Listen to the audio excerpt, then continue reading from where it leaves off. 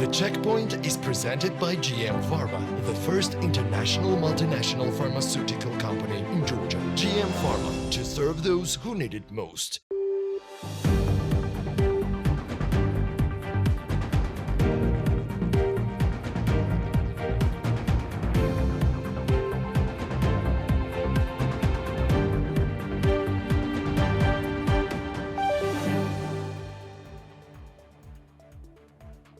I welcome the right decision taken by the authorities to withdraw the law, said the president of Georgia, Salome Zurabishvili, in a special address. According to Salome Zurabishvili, the government took into account the real power of the people, which was shown on the streets of Tbilisi.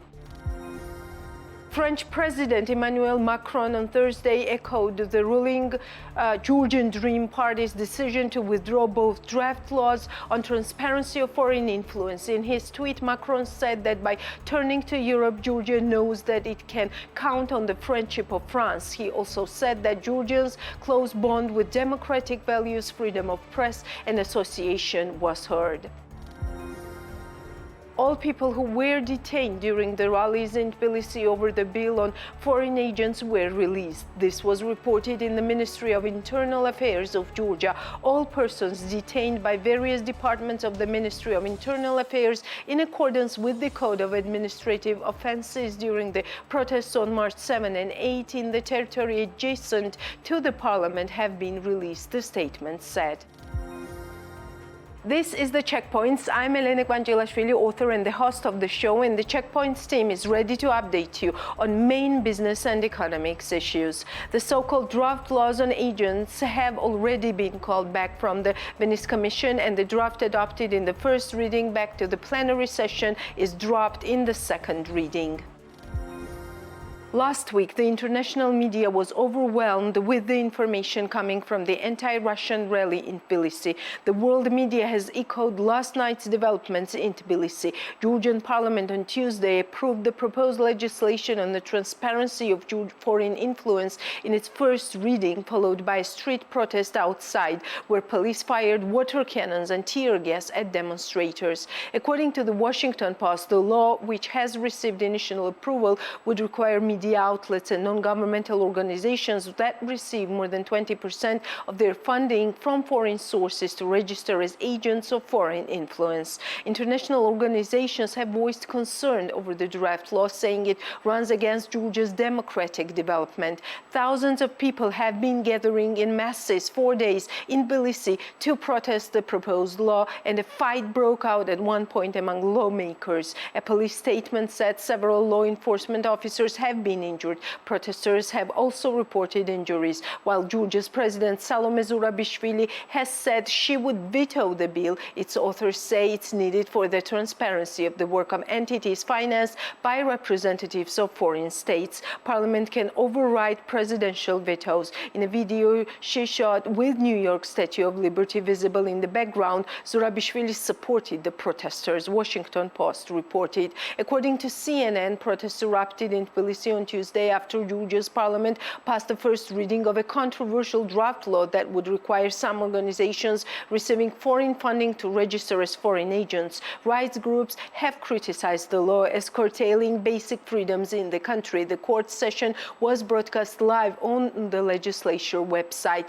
The bill must pass further readings in parliament to become law, but so far appears to have broad support among Georgian lawmakers despite criticism domestically and abroad, CNN reported. According to Reuters, police in the center of the capital, Tbilisi, used water cannons and tear gas in an attempt to disperse thousands of demonstrators who feared the draft law could hurt the South Caucasus country's hopes of European Union membership. Georgia's government has in recent years faced criticism from observers who say the country is drifting towards authoritarianism. In June, the EU declined to grant Georgia candidate status alongside Moldova and Ukraine, citing citing stalled political and judicial reforms, Reuters reported. According to BBC, protesters have clashed with police in Georgia's capital, Tbilisi, after parliament backed a controversial draft law which critics say limits press freedom and suppresses civil society. Riot police used water cannons and pepper spray to disperse the crowds outside the parliament building. Some protesters were seen falling on the ground and coughing, while others waved EU and Georgian flags. What most protesters and the country's opposition fear is that the adoption of the law would mark an end to Georgia's long-standing ambition to join the EU. More than 80% of Georgia's population supports Georgia's European perspective, which is also enshrined in the country's constitution, the BBC reported. According to The Guardian, some of the protesters gathered outside the parliament building carried Georgian, EU and US flags and shouted "No to the Russian law" and "You are Russian" at politicians inside the legislature. Russia is viewed as an enemy by many Georgians after Moscow backed separatists in the breakaway Georgian regions of Abkhazia and South Ossetia in the 1990s. Hundreds of thousands of Georgians remain internally displaced within the country after several bouts of bloody ethnic conflict. Georgian authorities are backing a foreign agent bill despite criticism from Brussels and Washington. The bill is widely seen as emulating a repressive Russian law that allows the Kremlin to crush its critics, Deutsche Welle reported. The rising anti-Western narratives promulgated by the Georgian government and its refusal to join international sanctions against Russia after the invasion of Ukraine give the impression that Georgia is drifting into the Russian orbit, Deutsche Welle said. The Georgian parliament adopted the People's Power Table draft bill on transparency of foreign influence in its first reading with 76 votes in favor and 13 against on March 7. This is just a short selection of the statements from Georgia's strategic partners after GD's decision to withdraw the law. Joseph Borrell, High Representative of the Union for Foreign Affairs and Security Policy Vice President of European Commission, responded to the recent developments in Georgia regarding the withdrawal of a draft law on transparency of foreign influence. Georgians took these streets to express their aspiration for democracy and European values. These peaceful protests were strong and moving to see. Announcement to withdraw the draft law on transparency of foreign influence is a good sign. Now concrete legal steps need to follow, Joseph Borrell tweeted. EU Commissioner for Neighbourhood and Enlargement Oliver Varhey echoed the decision of the ruling Georgian Dream to withdraw the bill on transparency of foreign influence. I welcome the decision of the ruling party withdrawing the controversial NGO law. Georgia can continue to count on our support on its EU path, he tweeted. German ambassador to Georgia, Peter Fischer, welcomes the withdrawal of the draft law on transparency of foreign influence, stressing the need for progress on the EC outlined 12 recommendations. EU and Georgia are before a great historic opportunity. Candidate status of Georgia. It is in reach if all want and focus on it. Work in inclusive, peaceful, democratic process and progress 12 recommendations, he tweeted.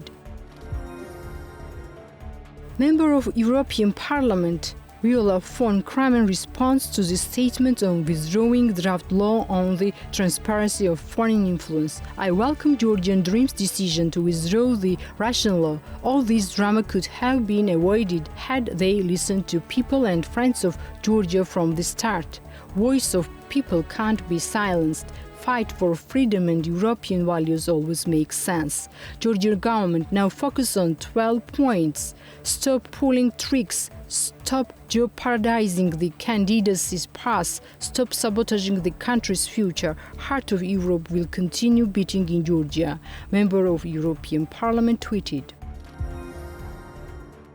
The delegation of European Union to Georgia responds to the recent developments in Georgia regarding the withdrawal of draft law on foreign agents by the parliament majority. We welcome announcement by the ruling party to withdraw draft legislation on foreign influence. We encourage all political leaders in Georgia to resume pro-EU reforms in an inclusive and constructive way and in line with the 12 priorities for Georgia to achieve candidate status, the delegation of European Union to Georgia said.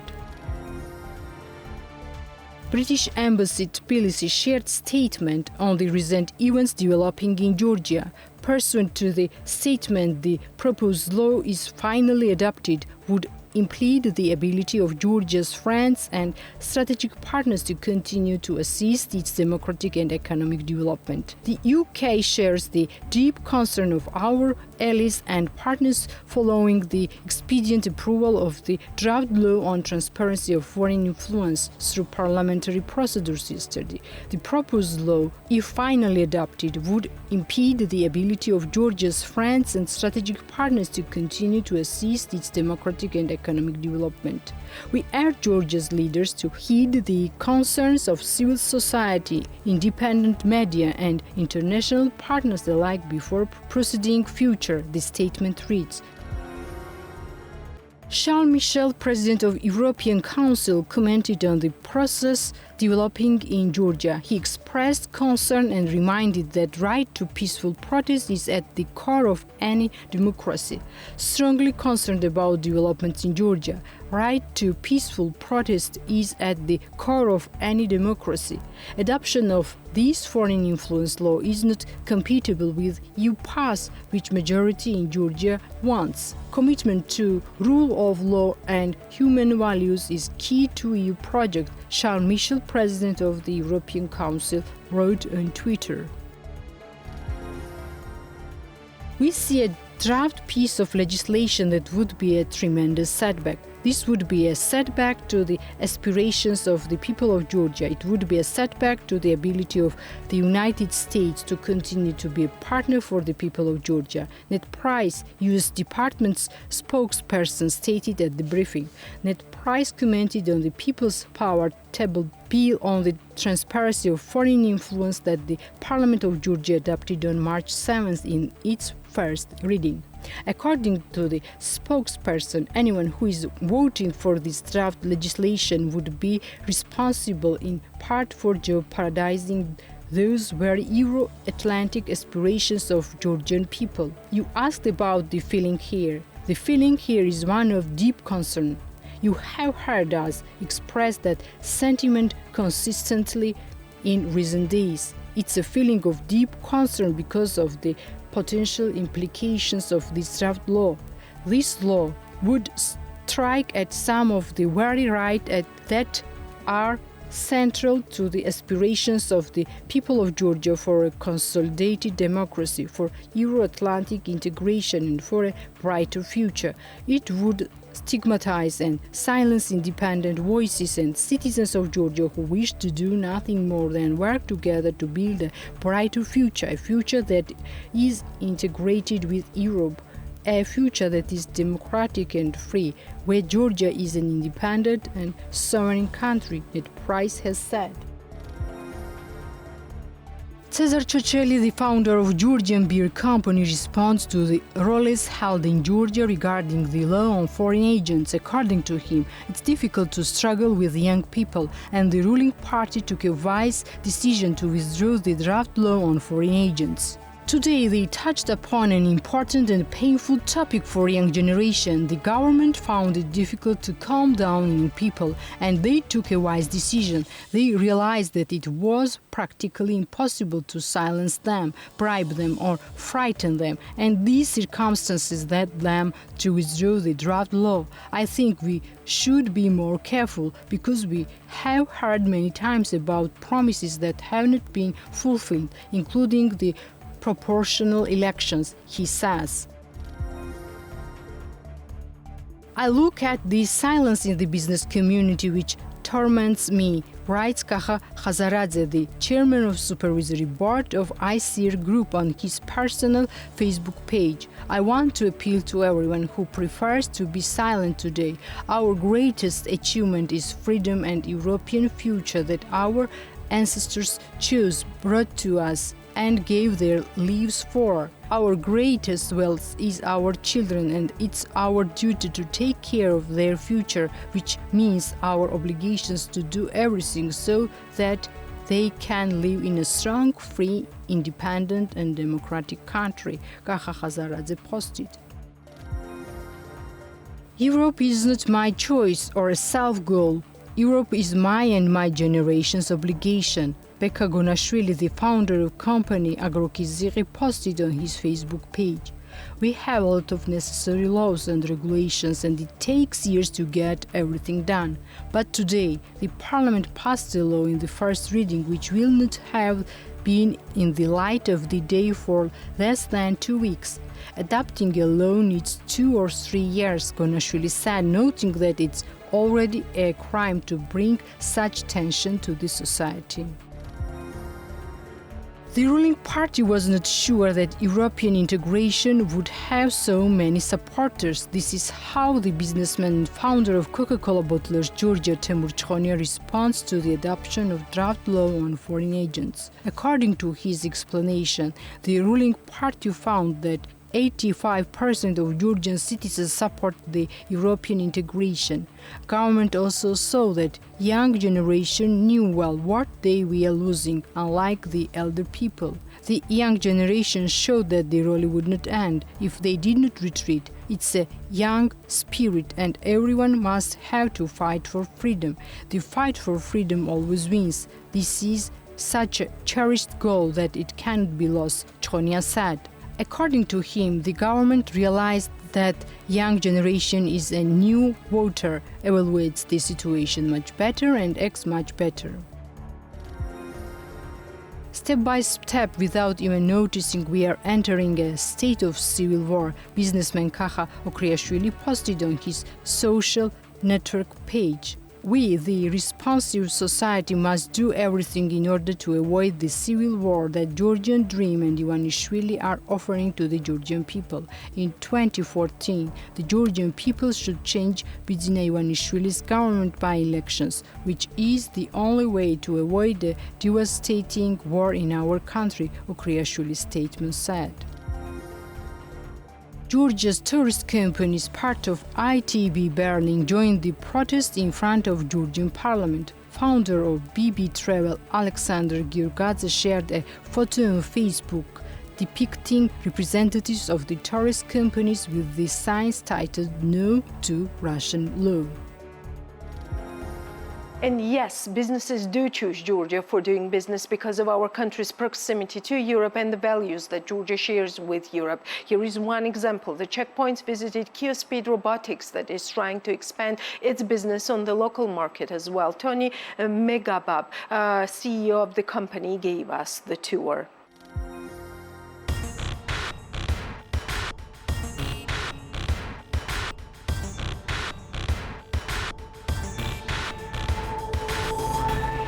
We are at QSpeed Robotics, and Mr. Tony will be explaining what we see here and what the company is all about. It has been already a year or so on Georgian market, right? Yeah, around 1.5 years. So we started the project here around by the end of 2021, and we started building this project, and which is for export.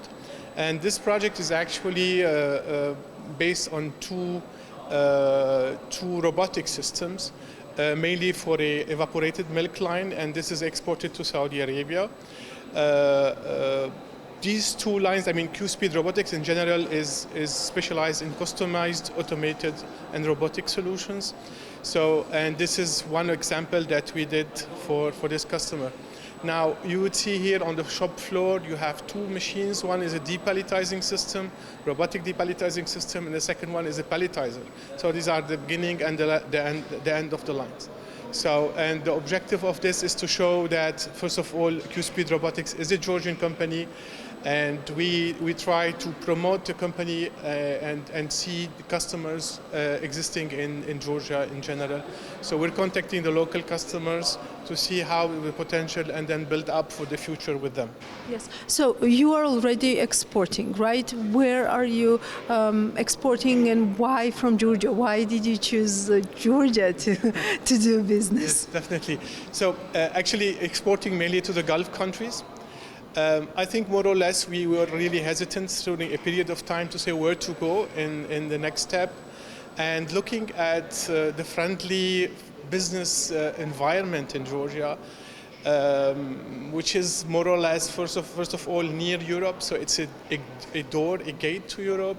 This is one aspect. And all the agreement that Georgia had with many countries like CIS countries and other places, this like makes Georgia a place where you can expand without really the hassle of customs, the duties, and things like that. This is one, two aspects. Second, I think there are, the FMCG market in Georgia is growing. The market is growing. Therefore, the factories will be growing, and then we will be supporting them in automation solution. And last but not least, is living in Georgia is really a pleasure. The country is really a pleasure. Everything is, you're happy to live in this country. So more or less, all these aspects helped us to say, okay, let's go to Georgia, and then here we are. Is it easy to find workforce here in Georgia, or how do you build all this smart technology? There's no doubt we have some difficulties in what relates to technical skills. And we're communicating with many universities these days. First of all, for this project, we had to bring team from outside. We had recruited some Georgian in order to start building on them. But there's no doubt a lack. We're talking to universities, many universities, to say, okay, how can we do in order to develop the youth coming, how to motivate them to love this industry, the automation, and then can we build a curriculum, can we use our skills to build some young people coming motivated, and then they come to us, they start working, maybe they love this industry, and then so forth we can grow with them. Is there any competition on the local markets? Not at all. We're really definitely one company doing this job. Using robotic system for industrial purposes, customized solution. We are the only company today in Georgia. So, and maybe this is the difficulty that we're facing, is like we're paving the road for others to come. We're having, for example, difficulties to convince the custom people that we're building this in Georgia, and then we need the COO, please release it. So they used to have 4 components to build an item and then sell 100,000 of it. Now is completely the opposite side. They have one system and it's composed by 100,000 items. So these are some difficulties. I would say that the first comer will have to live with it. But as long as the people are listening, are able to understand and cooperate with us, for us is fine. How is this bureaucracy working, Tony? Whenever you have this kind of problems at customs, do you quickly find the people who can fix that? I see. It's taking time. Yes, we have difficulties. We have 1 or 2 people from the team going there to the office and then explaining 1, 2, 3 times, making big documentation in order to prove that what we're doing is really what they want. And the most important part is they're listening. And they're listening, they're understanding, and this is for us is very important. Yes. That's the key point. Who do you see as the major clients on Georgian market, since that's what you said? We are now 100% exporting company, but we want to find clients here locally on the Georgian market. All the beverage companies, that means or the CSD companies and the beer companies and the water companies are potential clients for us. Now, I think it's important they understand that we have the skills to build customized, automated and robotic solutions for them with local manpower and then local service. And this would be really the key point. I'm sure today they are buying everything from Germany or from Italy. They have an alternative on some part of the lines to make it locally and then develop the local industry, because sooner or later they would need the skills around them. And that is a big competitive advantage, right? Because what we see here probably is not cheap. No, not at all, not at all. We're talking about a project between 1 and 2 million, what you see here. So it is really of big aspect. And in terms of competitiveness, I think the competitiveness will be more or less related to the manpower and the local service, because the components we're buying European components, German, Italian, whatever components. So the quality of the system is similar, is sometimes even more smarter, because it's more customized, because we've been to the client and we listen to him, and we are of a size of company where we can really tailor things to the smallest need. Whereas big companies in Europe, for example, they would just have, this is our solution, and then you take it, you adapt yourself to the solution. Whereas we are completely on the opposite side of the spectrum. We listen, we adapt, and then we supply. Yes, and so right now you are in kind of like an open door, right? So these companies can come, see. Did you already have some companies that have looked at the equipment? Definitely. I mean, we're spreading the word. We had an open house for starting Monday and until tomorrow. We still hope to have more people. We tried to spread the word on social media that the open house is here, but maybe people are not really used to the word of open house and equipment. We're trying to call every customer, wherever we have contact with. We had Zilazini, for example, yesterday. Now in half an hour we have Snow coming, Borjomi hopefully next week. So Coca-Cola tomorrow morning. So we're having contact, and when people are interested because it's something new, but it's just to find the right time to come, and it's the right moment.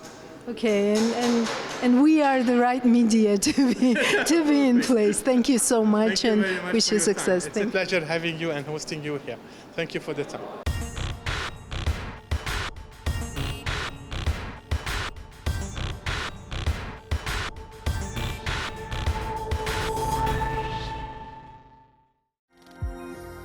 The foreign direct investments FDI in Georgia amounted to USD 2 billion in 2022. That's the preliminary data coming from Geostat, up 61.1% from the adjusted data of 2021. Increase in equity and reinvestment of earnings is considered to be the main reason for the growth of FDI. As for the foreign direct investments by components, the equity capital totaling USD 686 million, 3.3 times higher than the adjusted data of the previous year.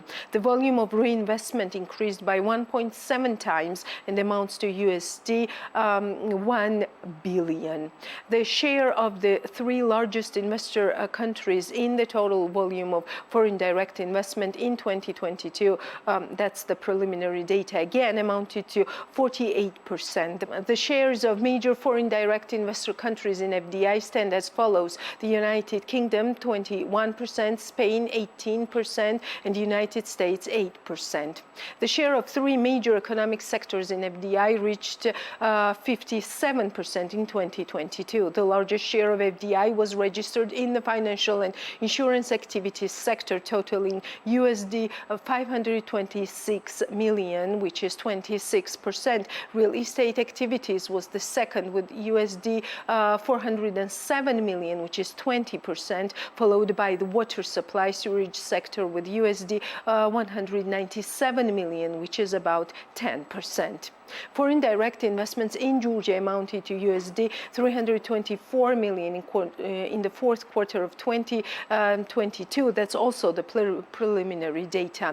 The United Kingdom reaching USD 154 million in fourth quarter of 2022. That's 47%, was the major foreign direct investor country. The United States was the second with USD 61 million, which is about 19%, followed by Russia with USD 35 million, which is about 11%. The share of three major economic sectors in FDI reached 94% in fourth quarter of 2022. The largest share of FDI was registered in the financial and insurance activities sector, reaching 197 million, which is about 61% in fourth quarter of 2022. The information and communication sector was the second with USD 64 million, which is about 20%, followed by the real estate activities sector with USD about 43 million, which is 13%.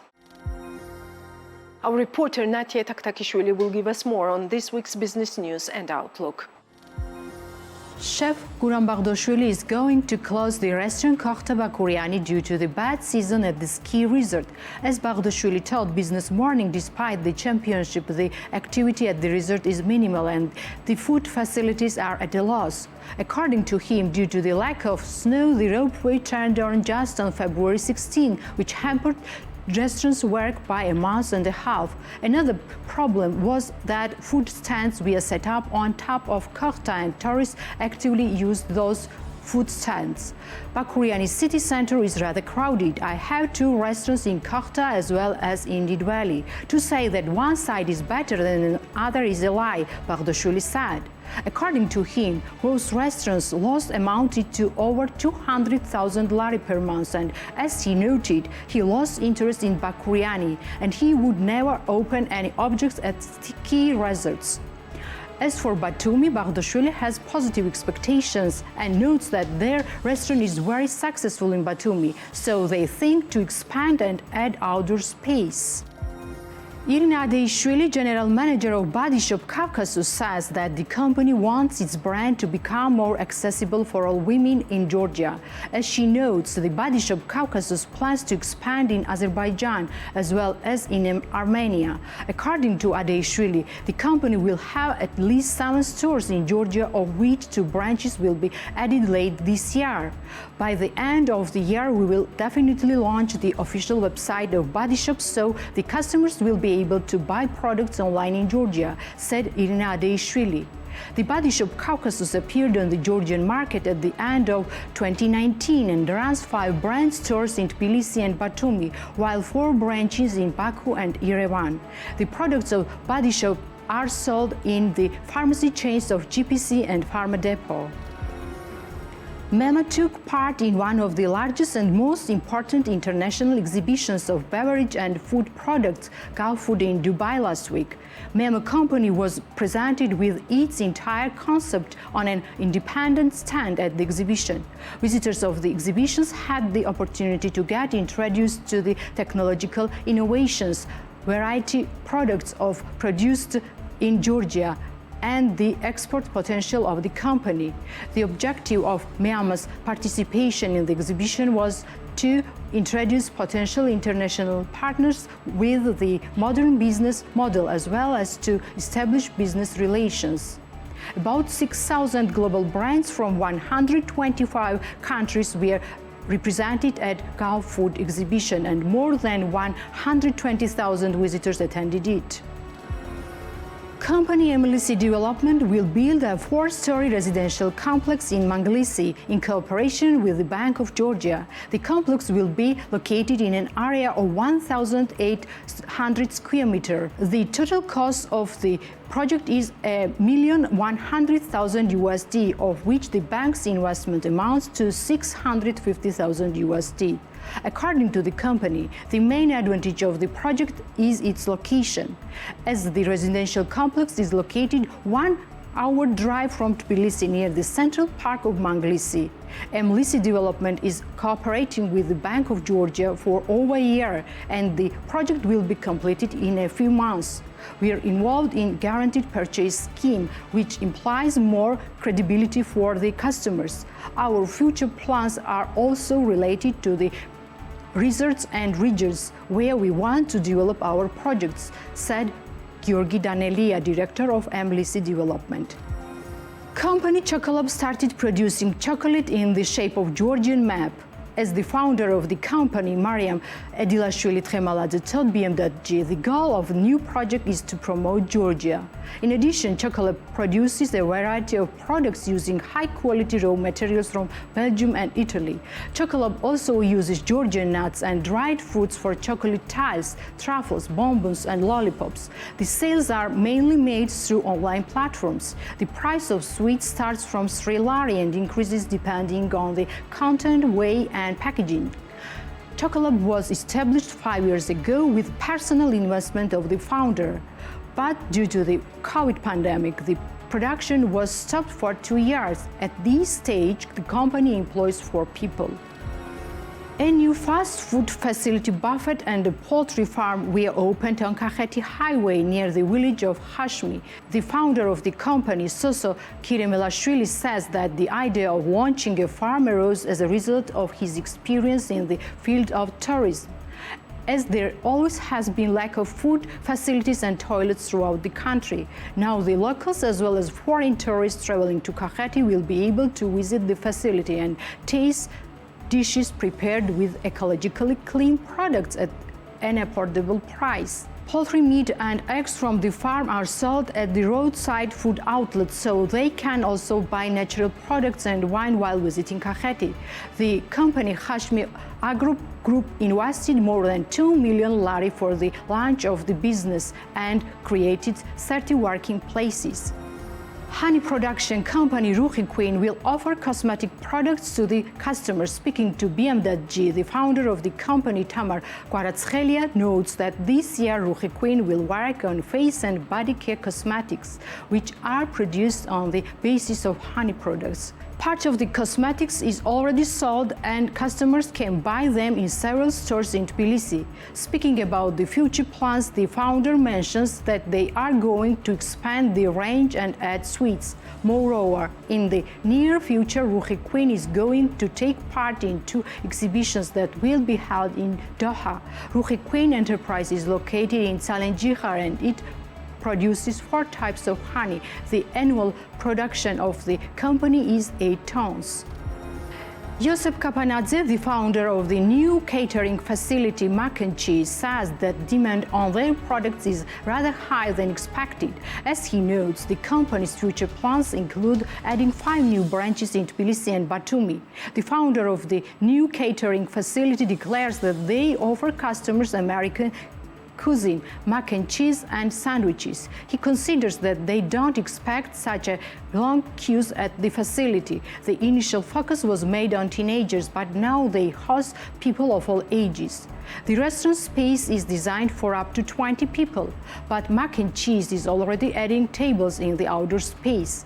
The founder of Mac and Cheese says that they use Georgian and imported products for their dishes. They import pasta from Italy while different sauces from America. Bread and bacon are locally produced. Mac and Cheese branch is located in Paliashvili Street and the price of their food ranges from 10 lari to 20 lari. The initial investment of the restaurant is up to 150,000 lari.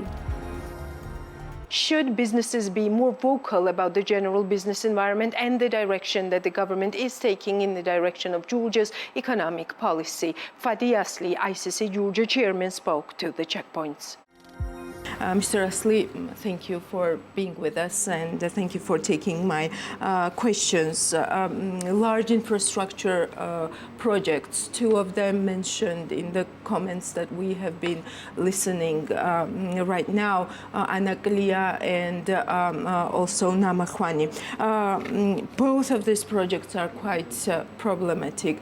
Do you think the taxpayer money involvement could balance those problems that are associated with these projects, with their investors and ongoing disputes? I don't believe that the taxpayers' money should be used to finance any project.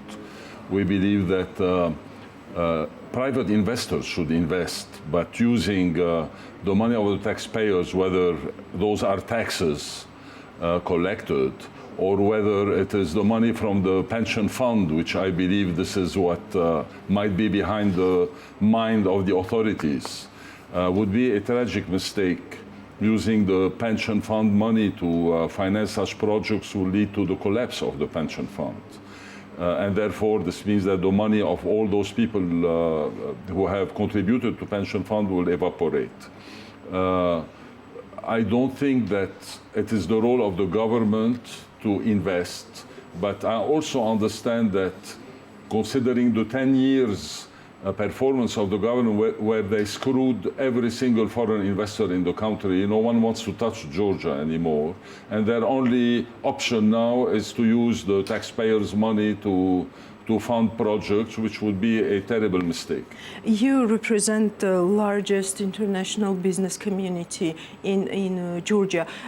Do you and do the investors have precise answers why this project didn't work out in private hands? Look, everyone knows that Anaklia was a political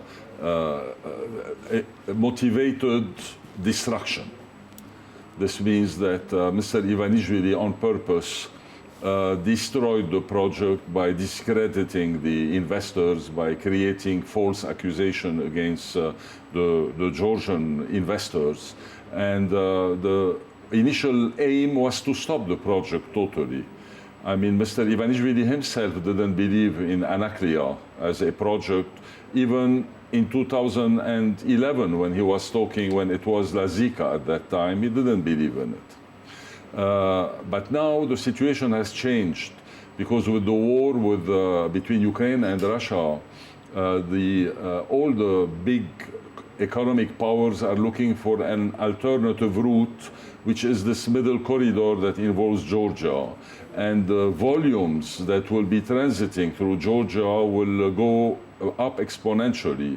And now Mr. Kvanchilashvili realized that there is an added value for Anaklia, and he is trying to secure the financing, which in my opinion will be impossible to secure through private investors unless those private investors are laundering Russian money or Mr. Kvanchilashvili's money. So that's why there is a big skepticism within the investment community regarding the financing of those big infrastructure projects. Along the lines what we heard from Mr. Kobakhidze and Namakhvani and this whole register of foreign agents. Anaklia wasn't mentioned in this register. By the way, the U.S. Embassy in Georgia has been talking about some sort of screening mechanism for investors who will be investing in Georgia. But the current government and the ruling party seem to be keener on this foreign agents law. Where is the investment environment heading? Look, the investment environment is heading nowhere. It is literally frozen. This year we'll probably have $2 billion of foreign direct investment according to the description of foreign direct investment by the Statistics Department. But if you look at this description, most of the foreign investment are reinvestments. This means that those are companies that are mainly probably owned 10% by some offshore that qualifies as a foreign investor, that is not taking the profit out, that is keeping the profit in the country. This means this looks like an investment, but it's not a foreign investment. And then you have loans that are taken by the private sector from large financial institutions. They fall under foreign direct investment, but they are not. The real volume of investment is about 10 to 12%. This means about $200 million equity investment that comes from, Turks mainly and other investors. It's equity investment. So the real foreign direct investment in Georgia, if we have to look, is about $200 million, practically. So nothing is happening. There is no investment in the country, and especially now with this political instability, internal and external, no one will touch Georgia, unless, of course, it's China or Russia. Those are the two entities, the two countries, or the two sources of possible investment for infrastructure project in Georgia. But we see some other types of investors, like more keen on IT, more keen on innovation, moving to Georgia, right? Because we see, for example, EPAM, which was on the list of foreign investors, and this is a Western investment. We were very happy to see them on the list. Yes, IPAM is is a U.S. registered company owned by a Belarusian gentleman whom I know pretty well. And it's fortunate to see them here. They moved out from Ukraine and from Belarus, their activities that brought them to Georgia. So I don't consider this to be an investment. It's more of an investment in human resources, which is good, and in technology and in know-how and in knowledge. But it's not per se an investment in capital. Because, you know, I mean, taking offices, I don't believe that renting office space can be considered as an investment. Or buying laptops or computers. Yes, it is, but it is not like millions of dollars that are entering in the country from the IT. I'm not saying it's bad, I'm saying it's fantastic that we have this, but it does not create, you know, an economic momentum. It creates jobs, which is a very good thing, but it doesn't create like a real economic momentum. Yes, could the candidate status, EU candidate status, help Georgia in this regard, also in drawing more Western, more institutional investments, what Yes. you were appealing to? Definitely the candidate status will put Georgia on the map of serious foreign investors and Western investors. Because having the candidate status is already a huge step forward. Being candidate will increase the GDP of Georgia by 50% within 2 years. We have seen it in Romania and Bulgaria. The very next 2 years that they became members of the European Union, the GDP increased in 2 years by 50% for the two countries. So definitely, having the candidate status will be a kind of political card that the authorities can play to regain some credibility.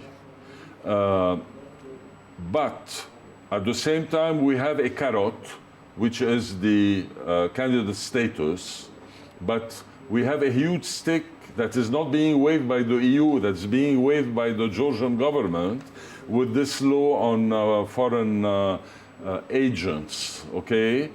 I mean, I always like to describe this as you have Russian agents who are creating a law against the non-Russian agents to being able to accuse them of being foreign agents. You mentioned Bulgaria and how their GDP per capita rose, and how this well-being, economic well-being, is closely related with EU integration. But we heard from Mr. Kobakhidze that, for example, part of the migration, why migration happened in Georgia, was because of visa liberalization as well.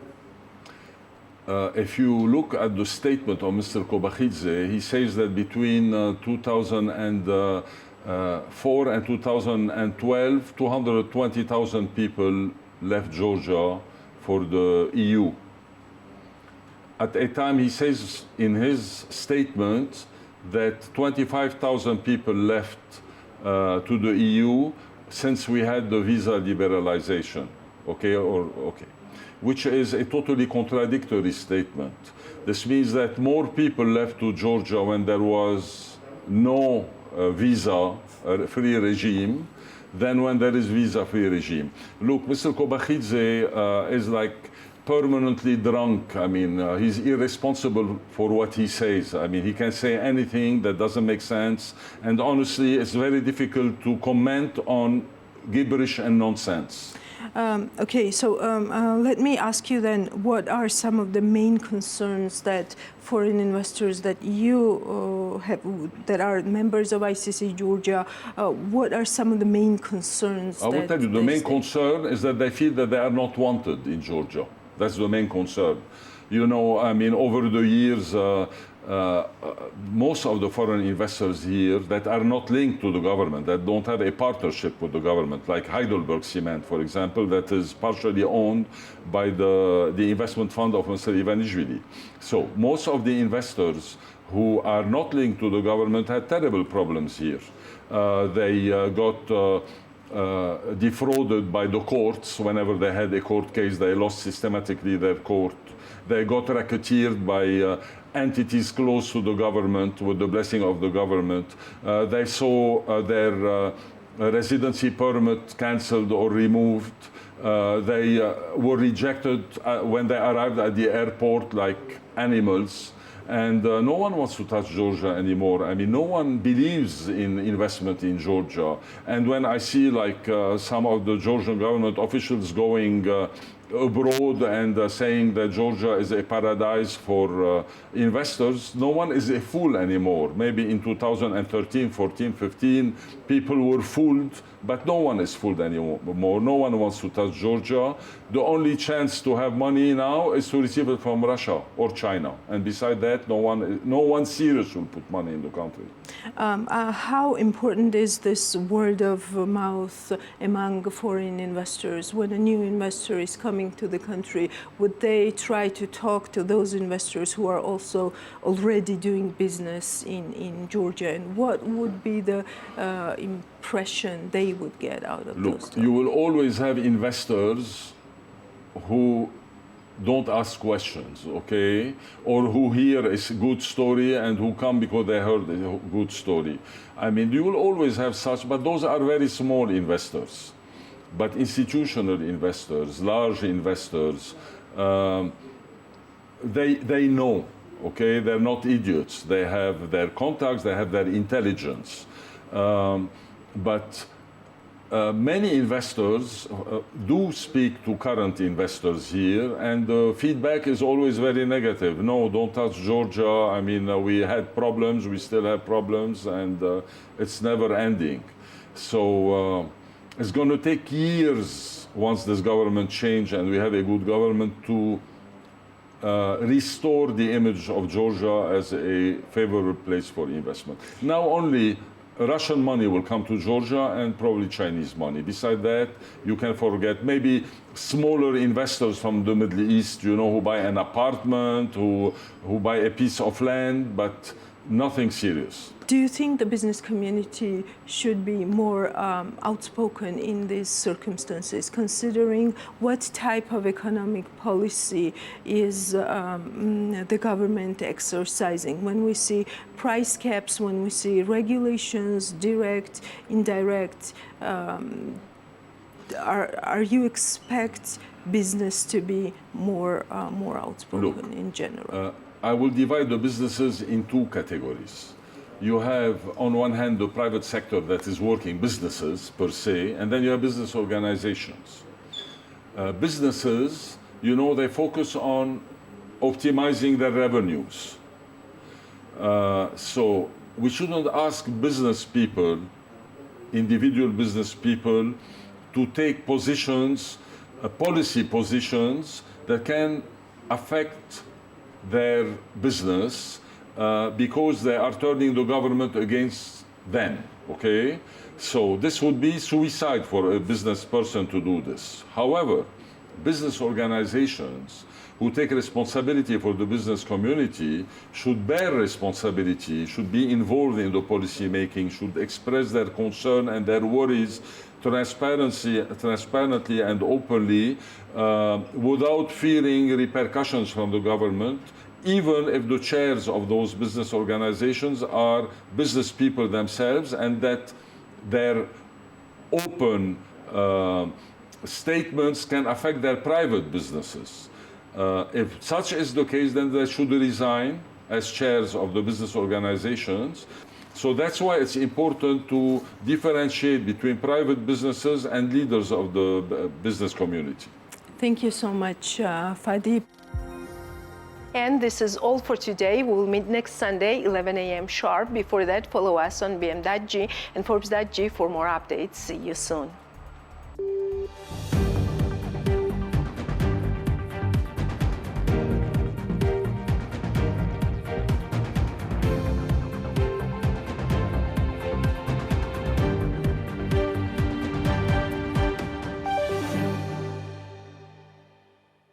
The Checkpoint is presented by GM Pharma, the first international multinational pharmaceutical company in Georgia. GM Pharma, to serve those who need it most.